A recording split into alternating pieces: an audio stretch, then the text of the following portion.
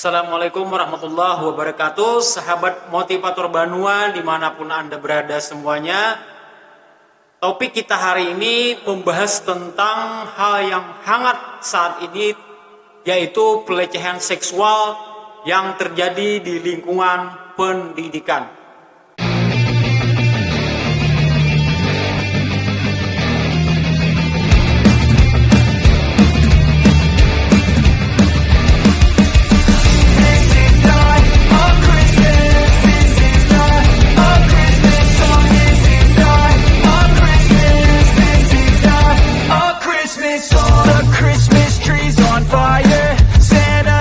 Sahabat Banua semuanya, ini sebenarnya sudah pernah saya bahas di topik video sebelumnya. Namun di video itu menyinggung tentang pelecehan seksual secara umum. Nah, hari ini kita lebih menukik kepada pelecehan seksual yang terjadi di lingkungan pendidikan, mulai dari sekolah, kampus-kampus, dan lain sebagainya. Saya akan mengawali topik kita hari ini dengan cerita saya pribadi, karena setiap hari itu saya menggunakan Microsoft Edge sebagai browser saya di komputer. Nah, secara tidak sengaja awalnya saya menemukan satu berita tentang pelecehan seksual oleh seorang kepala sekolah terhadap anak didiknya. Nah, setelah itu ternyata hari-hari berikutnya Microsoft Edge itu selalu menampilkan di halaman depan tentang berbagai macam kejadian yang mirip-mirip. Nah, kalau yang baru saja saya menemukan itu ada pelecehan kepala sekolah terhadap 3 orang anak didiknya, dan 3 orang ini pun masih dikembangkan oleh kepolisian. Kemungkinan masih akan berkembang. Ini kejadiannya di Jawa Tengah. Nah, di sebuah SD di Jawa Tengah. Belum lagi kalau kita urut kejadiannya itu banyak banget. Banyak sekali peristiwa-peristiwa yang memilukan, yang mostly itu kebanyakannya dari anak SD. Dan bukan cuma itu, bahkan masalah seksual harassment atau pelecehan seksual ini sudah merambah ke perguruan tinggi juga, karena yang baru-baru tadi ada seorang mahasiswi di Banjarmasin, kebetulan di kampus Islam lagi, namanya kampus Islam, itu pelecehannya itu berupa texting, yaitu berupa chat mesra dari dosennya yang mengucapkan hal yang tidak senonoh. Kemudian secara tidak sengaja si mahasiswi ini bicara-bicara dengan teman-temannya, ternyata ada juga temannya yang mengalami perlakuan yang sama dari dosen yang sama juga. Nah, akhirnya mereka menggali lagi kepada kawan-kawannya, akhirnya ditemukan bahwa si dosen ini sudah lama melakukan hal serupa kepada angkatan-angkatan sebelumnya. Juga ada 1-2 orang yang menjadi korban. Akhirnya kasusnya membesar dan dosennya itu sudah diberhentikan sekarang dari kampus tersebut. Nah, banyak lagi kisah-kisah yang memilukan itu, bahkan juga terjadi di lingkungan pesantren. Kemudian ada pengajian, ada seorang guru ngaji mencabuli anak didiknya yang setiap maghrib, habis maghrib mereka belajar mengaji sama dia, itu dikhianati oleh si pengasuh ngajinya tadi, dan dilakukanlah pelecehan itu. Banyak lagi, ada yang dari pembina OSIS, ada yang dari pembina pramuka, dan lain sebagainya. Itu hampir setiap hari ada di beranda saya, dan karena itu saya tergelitik untuk menyampaikan pesan ini, untuk membuat video ini tentang betapa pentingnya untuk kita melakukan pencegahan dan melakukan sanksi yang benar-benar membuat efek jerak buat si pelaku-pelaku ini. Kalau kita telusuri, mengapa orang-orang yang semestinya menjadi garda terdepan untuk membela anak-anak didiknya, kemudian orang-orang yang kita anggap terlemahkan secara posisi dalam hal ini seperti perempuan, anak-anak, kemudian anak yang berkekurangan atau berkebutuhan khusus, itu malah menjadi aktor utama dari pelaku pelecehan seksual ini. Nah, ada juga yang bahkan dilakukan secara bekerja sama, secara kelompok mereka melakukannya. Dulu yang saya miris sekali itu ada kepala sekolah bekerja sama dengan beberapa orang anak dari kelas 5 untuk melakukan pencabulan kepada adik-adik kelasnya yang duduk di kelas 3. Ini kan ngeri banget ini. Karena kepala sekolah menjadi komandannya. Nah, coba bayangkan beritanya lagi ada tambahan bahwa ternyata masalah pelecehan seksual ini mengalami peningkatan lebih dari 50% dalam 3 tahun terakhir.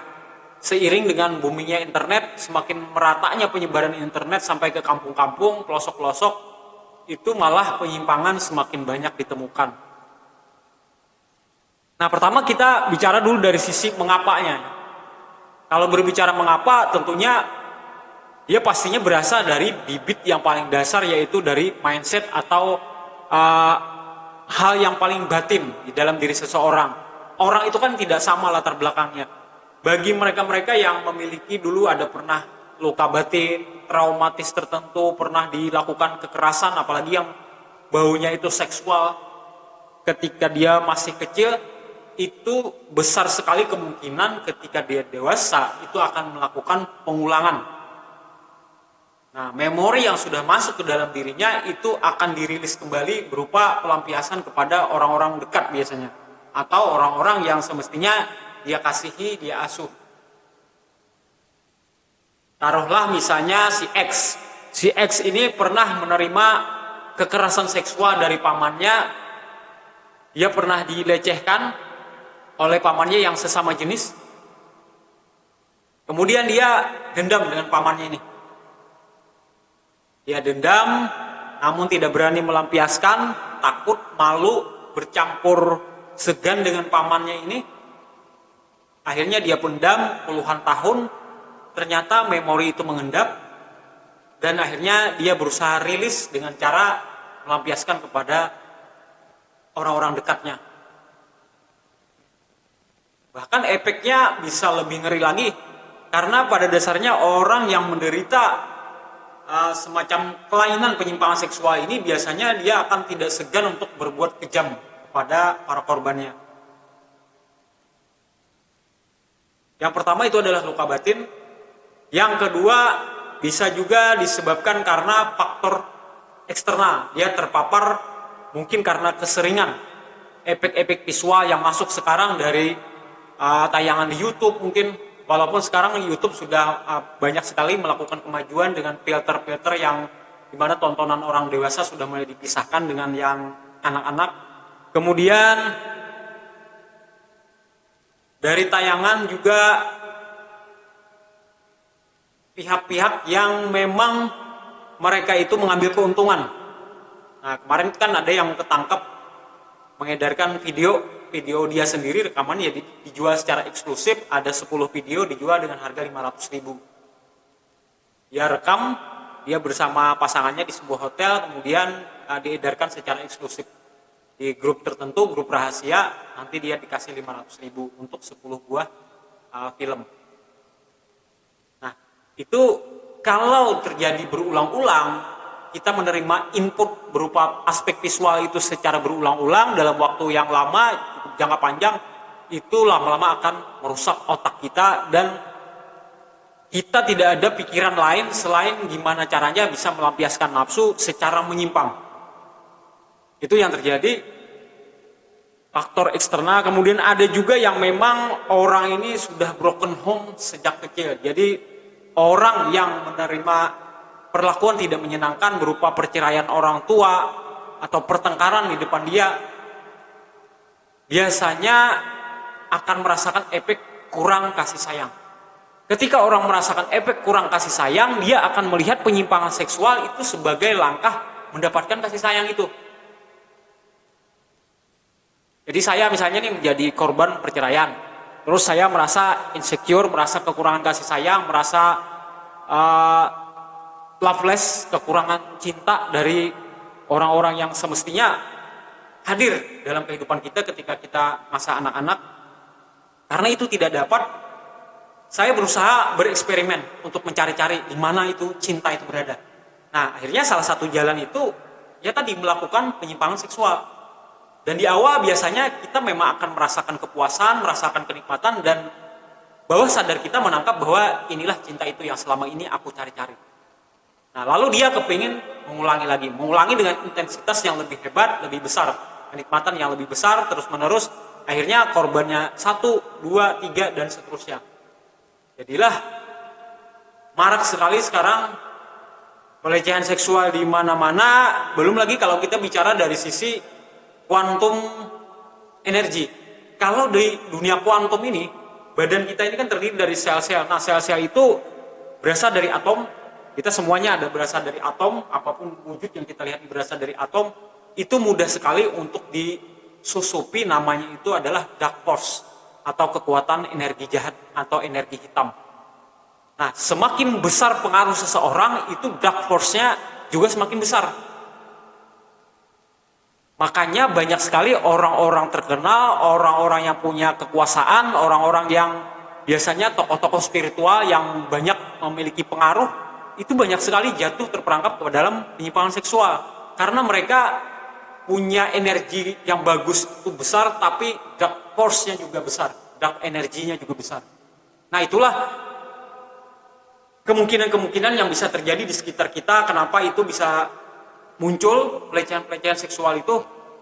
Nah, cuma kalau kita untuk mengantisipasinya, pertama dari sisi mindset. Mindset ini kan terbentuk dari kata-kata yang diucapkan oleh orang sekitar kita, lalu membentuk tindakan, lalu akhirnya membentuk kebiasaan. Amati dulu sekitar kita, di sekolah, lingkungan sekolah, ada nggak guru-gurunya yang suka bicara cabul? Ada nggak mungkin paman sekolahnya di situ yang kelakuannya itu aneh-aneh, agak menyimpang, misalnya suka berbicara yang jorok-jorok atau melakukan flirting kepada anak-anak didik di sana, di dalam kelas misalnya. Ada nggak guru yang rada-rada genit terhadap siswa-siswinya? Mungkin dia mendekat, biasanya ada melakukan sentuhan-sentuhan kecil yang kelihatannya seolah-olah itu adalah sentuhan kasih sayang, padahal ada udang di balik batunya. Nah, itu harus dijelaskan kepada anak didik kita. Bagaimana sentuhan yang kasih sayang, bagaimana sentuhan nafsu dan seterusnya, itu memang harus diajarkan. Jadi sex education itu harus ada. Harus ada itu bukan buat mereka melakukan, tetapi agar mereka bisa mendeteksi sejak dini, mengenali mana yang boleh dan yang tidak boleh, mana yang dianjurkan secara agama, mana yang harus dijauhi. Karena otak manusia itu kan kadang-kadang kalau dia cuma disuruh trial and error di lapangan, dia belajar bersama kawan-kawannya, itu besar kemungkinan dia akan tersesat. Tapi kalau ada panduan yang khusus dari guru, bahkan kalau memungkinkan lewat video ini saya menghimbau kepada siapapun pemangku kebijakan untuk memasukkan ke dalam kurikulum tentang apa yang boleh dan tidak boleh dilakukan dan harus dilakukan berkaitan dengan masalah seksualitas ini. Bukan sekedar masalah reproduksi seperti yang diajarkan di biologi atau IPA ya. Tapi ini mengarah lebih khusus kepada pendidikan seksual dalam arti sosial kemasyarakatan.